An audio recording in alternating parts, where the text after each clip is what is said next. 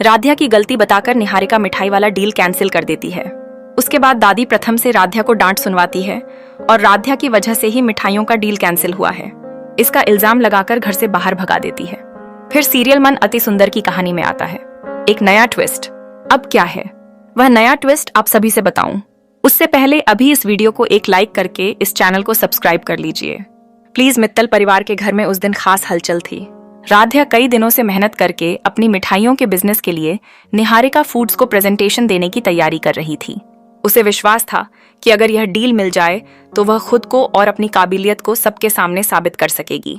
लेकिन जैसे ही प्रेजेंटेशन शुरू हुआ, निहारिका के चेहरे पर एक अजीब सी चालाक मुस्कान दिखाई देने लगी।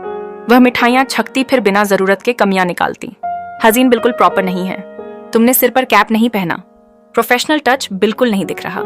उसके सवालों में जांच कम और राध्या को नीचा दिखाने की नीयत ज्यादा थी। कुछ देर बाद उसने फाइल बंद करते हुए कहा, सॉरी, हम यह डील कैंसिल कर रहे हैं। राध्या के चेहरे पर निराशा उतर आई। इतनी मेहनत बेकार होती महसूस हुई।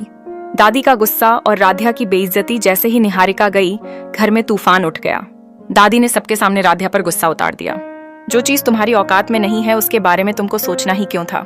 ना तुम बिजनेस संभाल सकती हो ना इस घर का नाम। राध्या चुपचाप खड़ी रही, बिना जवाब दिए टूटती हुई। प्रथम का गुस्सा और रिश्ते में दरार डील कैंसिल होने की बात सुनकर प्रथम भी गुस्से से भर उठा। मैंने कहा था कि सब कुछ धीरे धीरे करो, अब इसकी वजह से परिवार में मेरी इमेज खराब होगी। तुम्हें समझ क्यों नहीं आता?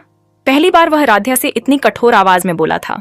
थोड़ी ही देर में बात इतनी बढ़ गई कि प्रथम गुस्से में घर से बाहर निकलने लगा और लगता था कि वह राध्या को मित्तल भवन से निकाल देने जैसा बड़ा फैसला सोच रहा है।